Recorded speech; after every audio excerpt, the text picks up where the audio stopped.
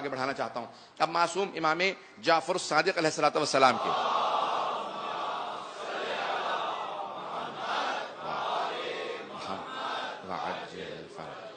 کہ حدیث کو میں نے عنوان قرار دیا ہے کہ جہاں سماع ابن مہران اور دوسرے بہت سے امام کے اصحاب تشریف فرما ہیں امام کی خدمت میں، اور خوشا بحال میں کہتا ہوں خوش قسمت تھے وہ لوگ کہ جو ائمہ معصومین علیہ السلام محمد و آل محمد کی بارگاہ میں مستقیماً علم حاصل کرتے تھے. یہ بہت بڑی سعادت ہے.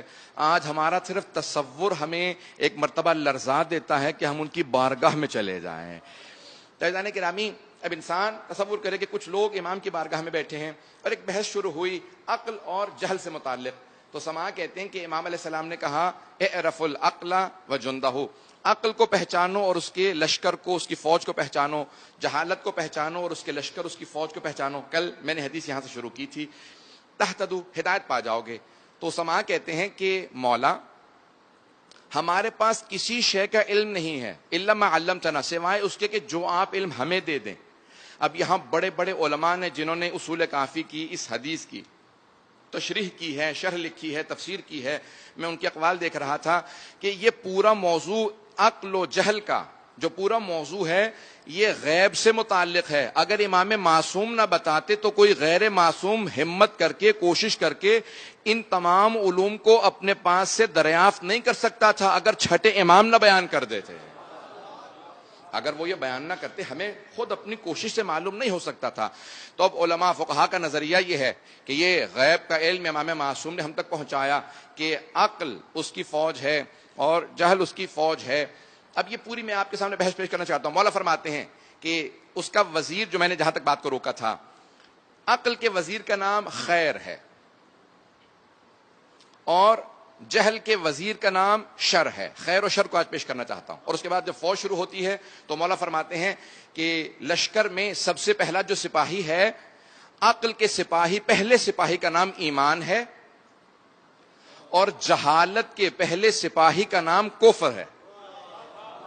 اور میرا موضوع بھی ایمان و عقل ہے جس کو آج میں پیش کرنا چاہ رہا ہوں اور زیادہ تشریح کے ساتھ. اب یہ غور کیجئے گا امام کے فرمان کے اوپر. تو مولا فرماتے ہیں پہلا جو لشکر ہے، غور فرمائیں گے، عقل بہت بڑی نعمت ہے کہ جس کو اللہ نے خلق کیا، لیکن مولا فرماتے ہیں کہ اس کے پہلے اس کے وزیر کا نام ہے خیر اور جہالت کے وزیر کا نام ہے شر. مجمع کی توجہ میرے ساتھ رہے. اب سب سے جو پہلے انسان ہیں جناب آدم ہیں. اگر عقل کو سمجھنا ہے تو جناب آدم کو دیکھ لیں، وہ عین عقل ہیں.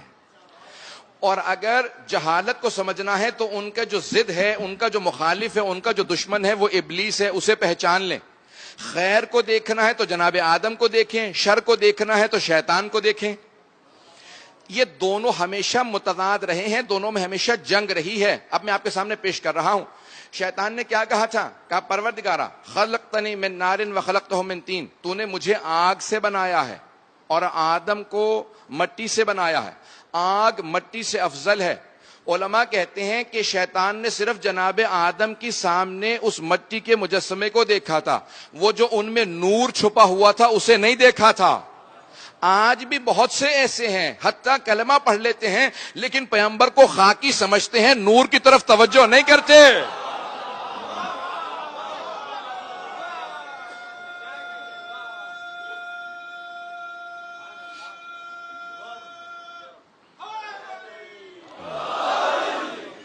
بڑی محبت سے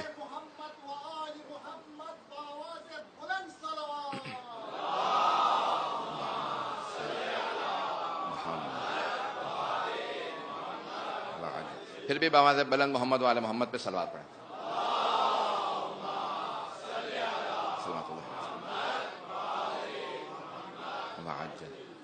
غور فرمایا تھا جانے گرامی.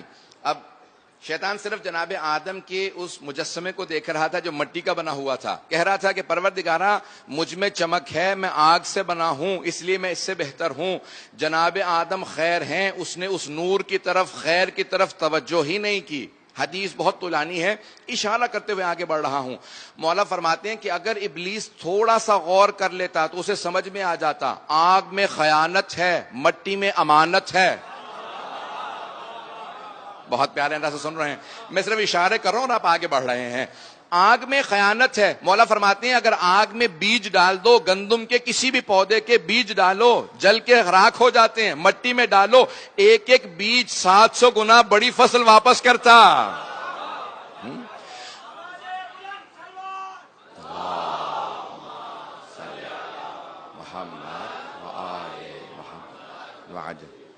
پھر مولا فرماتے ہیں کہا کہ آگ کے اندر بھڑک پائی جاتی ہے، تکبر پایا جاتا ہے. جب آگ جلتی ہے اوپر کی طرف جاتی ہے، جب مٹی کو پھینکا جاتا ہے اس میں تواضع ہے، انکساری ہے، زمین کی طرف جاتی ہے. تواضع ہی، انکساری ہی انسان کو بڑا بناتی ہے، تکبر انسان کو پست کر دیتا ہے. شیطان میں تکبر تھا، ختم ہو گیا. جناب آدم میں تواضع تھا، آج تک باقی ہیں. عزیزان کرام، یہ بہت بڑے بڑے سبق ہیں.